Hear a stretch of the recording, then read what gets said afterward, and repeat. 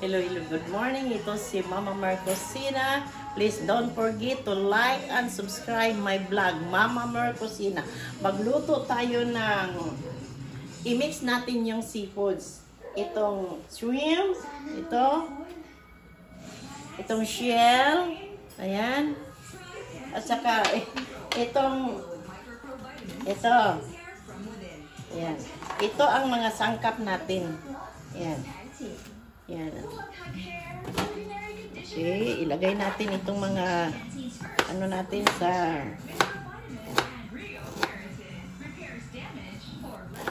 okay. Ilagay natin dito, yan.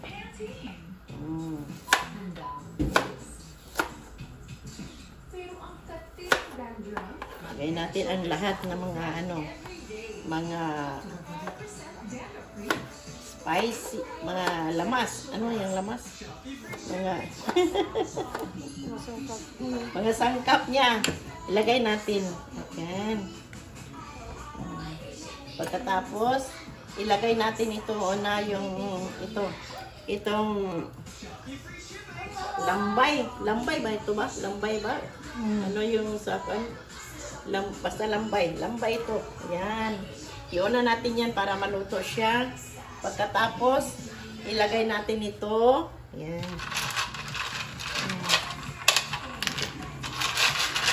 Ang sarap nito. Ang sarap ng sabaw.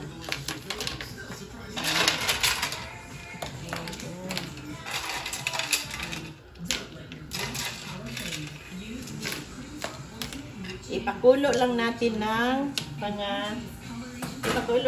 ng mga 10 minutes para hindi ma-overcook kasi kung ma-overcook ito masyadong ano yan ng konting-konti ning exact mga luto. Mamaya na natin ito ilagay yung shrimp kasi hindi ito pwede na ma-overcook itong shrimp. Yes. At saka itong bell pepper.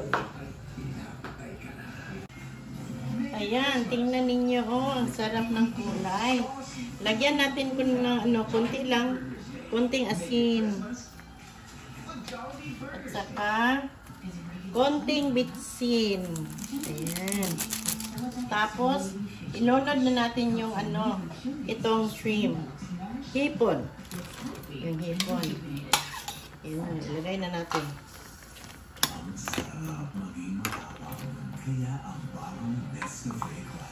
Tapos, lagyan natin ng konting pichay. Kasi, ang pichay, kakain tayo ng gulay. Ang gulay is life. Pangpalusog ng katawan para iwas tayo ng sakit. Ayan. Maski anong lutuin natin, lagyan natin ng konting gulay. Para masarap ang ating ulam. Ayan. Saka itong bell pepper, ilagay na natin dyan. Okay.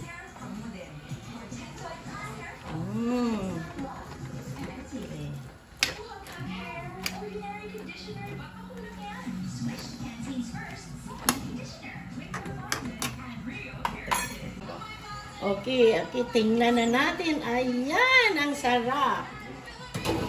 Wow! Ayan mo, tingnan mo.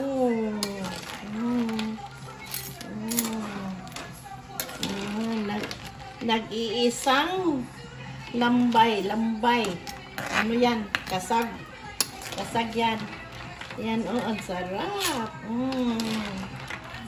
Tikman natin, ha? Tikman natin ang ating mix na sabaw. O mix na seafoods. Ayan, tingnan natin. Ang sarap-sarap talaga. Tamang-tama ang timpla. Hindi na kailangan na lagyan natin maraming asin, maraming bitsin. Ayan. Kunti lang kasi itong mga seafoods, ano na yan, masarap na ang niya. So, i-off na natin ito.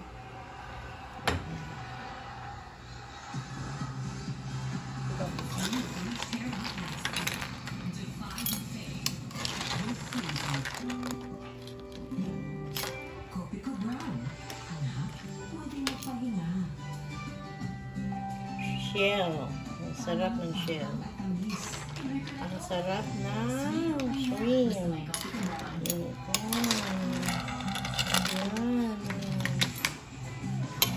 Gulay is life. Gulay ang buhay. Makulay ang buhay kung may gulay. Diba?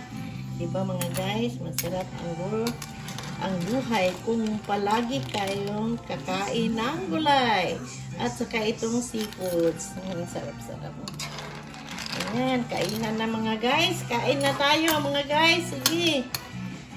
Kuha na kayo ng mga tasa dyan. Kung gusto nyo sabaw, kuha kayo ng tasa para madali lang maghigop ng sabaw. Okay, thank you guys. Don't forget to like and subscribe my vlog, Mama Mer Kusina. Maski senior na ito lang ang buhay ko. Lutong-luto lang, lutong Pinoy. Cooking is my life.